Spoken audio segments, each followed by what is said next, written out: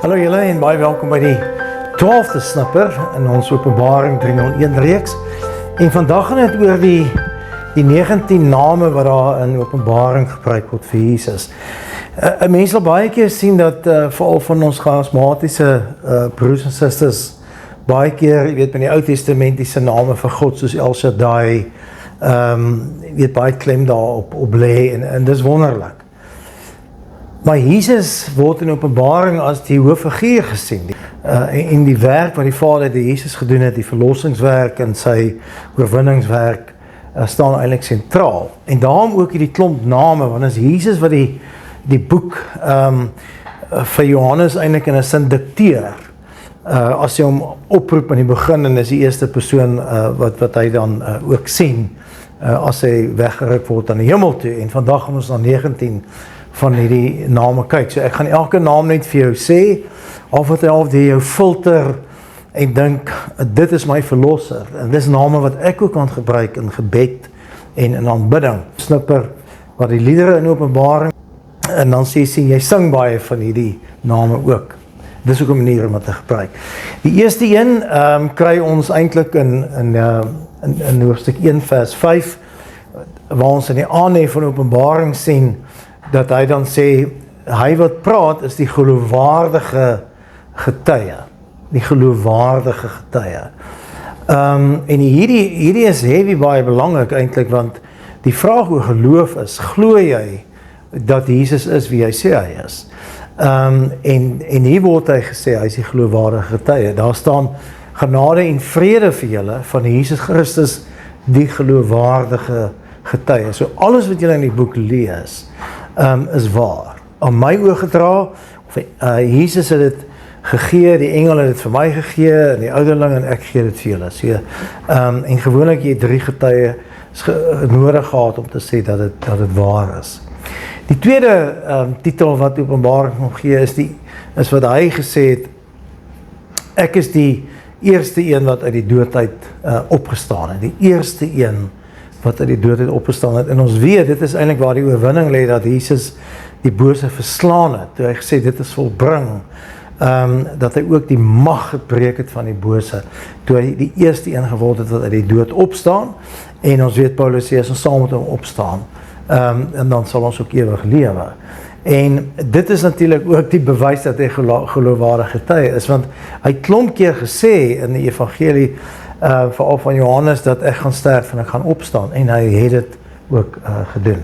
So, dis die mooi titel as jy bid ook, ek bid tot u, die eerste een wat uit die doodheid opgestaan het. Die derde een is natuurlik 'n pragtige ene wat 'n ou kry in van die liedere, King of Kings en Lord of Lords, en ook in die prachtige Halleluja koor, en ons sien dat hy as die heerser oor die konings van die aarde, as een van sy titels het. Natuurlik sien jy dit baie mooier eintlik, is meer bekend ook, ekskuus, daai een is, ek kry ons in die eerste hoofstuk vers 5, maar dan in hoofstuk 17 vers 14 en 19 vers 16 sien ons dan vir Christus op die wit perd, die oorwinnaar. En dan is daar geskryf, daar hierhalf op sy been, koning van die konings en die heerser oor die heersers, the Lord of Lords and the King of Kings. En dit is 'n ongelooflike titel wat Christus het in die hele wêreld. Dan die 5de een, hy is die een wat op die wolke gaan kom. En dis 'n titel wat ons weet van net aan hom toe kom, dat as in die wederkoms sal hy die een wees wat op die wolke kom, wat die eindtyd eintlik dan wat afsluit. So die 6de titel is dan die seun van die mens, 'n titel wat Jesus homself toegeëien het, en ons sien dan, as Johannes hom sien, dan sê hy ook, hy wat tussen die lampe staan gelyk soos die seun van die mens, 'n titel wat ons weer optel in hoofstuk 14 vers 14. Wat natuurlik beteken dat Jesus gekom het om die mens te leer ken, te beleef wat hulle beleef, as die seun van die mens, om juis as hy dan redding bring, dit vir die volledige mensdom met volle betekenis te kom gee. Hy is die seun van die mens. In 7 die 7de titel is dan, hy is die seun van God. En as Jesus dan die briewe dikteer, dan sê hy, ek praat met julle. Ek is die seun van God wat praat. Nou noem hy hom die seun van God. Wie sy oë soos vuurvlam, en wie sy voete soos geel koper is. En dan verwys hy terug aan daai gesig wat Johannes gesien het. En natuurlik is dit die oë wat alles sien. God sien alles. Jesus sien alles. Hy sien ook, hy het daai gesê, hy ken die mense deur en deur, hy ken jou deur en deur. Hy sien jou potensiaal, hy sien jou hartseer, hy sien jou liefde, hy sien jou egtheid. En dan ook sy voete wat soos geel koper is, waar hy gestap het, is met gesag gewees. En dan in die 8ste titel, hy is die Amen. Nou, Amen beteken dit is en dit sal so wees. Weet, ons sluit altyd gebede so af, maar as hy in die gemeente van Sardes die brief skryf, dan sê hy, so moet jy vir hulle sê, so sê die Amen, die ware getuie. Ons het in die begin gesien, is een van die titels, maar hy is die Amen. Hy is die een wat dit sal so wees, omdat hy sê dit sal so wees. Is dit nie mooi nie? So as jy weer Amen sê, dan sê hy is ook die Amen. Dit sal so wees. Hy is wie hy sê hy is. En dan die 9, hy is die een deur wie God alles geskep het. As hy sit, die titel wat bykom, volgens Johannes 1 vers 1, waar ook staan, hy was in die begin die Logos, die woord wat by God was self God, en deur hom en deur sy woorde het hy geskep. En dan die 10de een, hy is die leeu uit die stam van Juda, en ons sien hom staan ook as die lam, leeu uit die stam van Juda, wat beteken, hy is die een wat die oorwinning behaal het, en het vat hom terug ook. En dis waar hy die Ou en die Nuwe Testament ook by mekaar bring, die leeu uit die stam van Juda. En dan die volgende titel, hy is die lam, en dis 'n titel wat ons sien 28 keer in die woord in Openbaring voorkom. Daar's 'n spesiale snipper spesifiek oor Jesus as die lam van God, wat julle nou kan gaan kyk. En dan die 12de een is, hy is natuurlik die Christus, en Christus dink ons altyd is sy van, maar dit beteken hy is Jesus wat die redder is, dit was sy naam, in Hebreëus is Yeshua, en dit die gesalfde, wat die titel is eintlik, dat daar's net een gesalfde, die een wat gesalf is, eintlik ook kan jy sê die Messias wat sal kom om te red, en hy het hierdie titel wat ons sien dan 7 keer voorkom, en ons noem hom so, Jesus Christus, maar mense sê, dit is 'n titel wat hy vir hom gee. En dan die 13de een, die getroue en die betroubare, staan ook hier, as daar gepraat word en Jesus word gesien, dan sê hulle, dit is die getroue en die betroubare. Sluit ook aan by die titel wat ons heel eerste gesien het. En dan sê hulle, sy naam is die woord van God, in Grieks die Logos. Weet ons wie in Johannes kry, hy is die Logos, die woord weer die geskep is, en die wapen waarmee hy veg, is die swaard wat uit sy mond uitkom.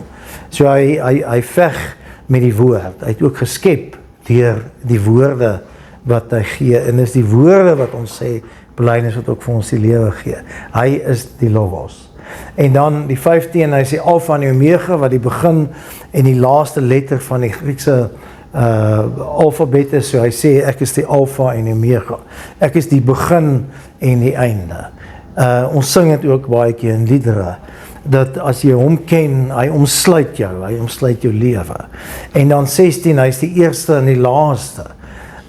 'n titel wat jy ook uit die briewe kry, en as Jesus dan weer praat in Openbaring 22, dan sê hy, ek is die eerste en die laaste. Ek is die begin en die einde van alles. Jy weet, dit is 'n kragtige titel om te sê, ek is die eerste en die laaste. Dit sluit aan by die Alpha en die Omega.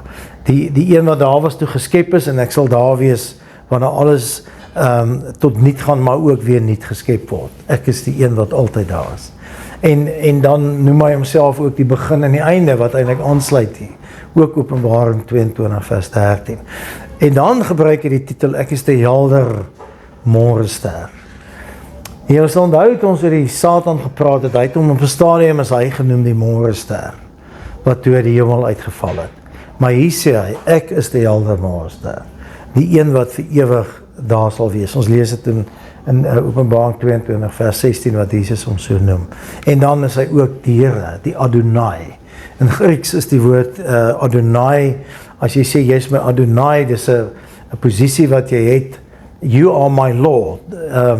Hier is, ons praat van 'n landlord hier, 'n bietjie vir ons om dit te verstaan. So hy het 'n bepaalde gesag oor die huis waar jy bly. Maar as Jesus the Lord is van jou lewe, die Adonai van jou lewe, dan is hy die Here van jou lewe, wat eintlik 'n gesag oor jou lewe het. En half kan jy ook sê wat jy toelaat om gesag te hê oor jou lewe, om inspraak te hê in jou lewe, om jou te redigeer. Die een aan wie jou eer wil bring. Dis hoekom ons, baie van ons bid, ons Here en ons God, wat in die Ou Testament Yahweh Elohim is. Maar in die Nuwe Testament word Here, is die vertaling van die Griekse woord Adonai. U is my Adonai, U is my Here. U is die middelpunt van my lewe. Dis U wat ek aanbid.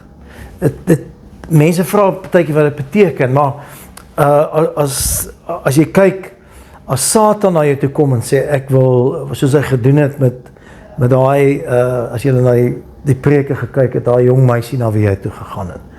Het hy vir haar gesê, ek wil hê jy moet my aanbid as jou Here. En dis presies wat Satan is aan doen. Satan is die Here in hulle lewe, en dit beteken dat hy bepaal hoe hulle dink, hoe hulle is, hoe hulle rituele is vir wie hulle lewe.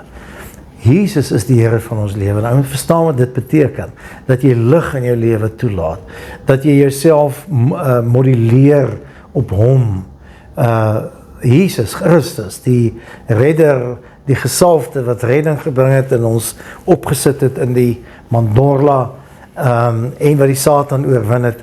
Hy is die Here van jou lewe, en dan is 'n bietjie mooi dink wat dit beteken. Ek hoop dat hierdie Openbaring titels wat jy vandag gehoor het, ook jou gebedslewe, jou denke oor God, en as jy woorde gebruik, dit met meer betekenis en ook sy titels gebruik, vir jou in staat stel om dit te doen. Dankie dat jy saam geluister het.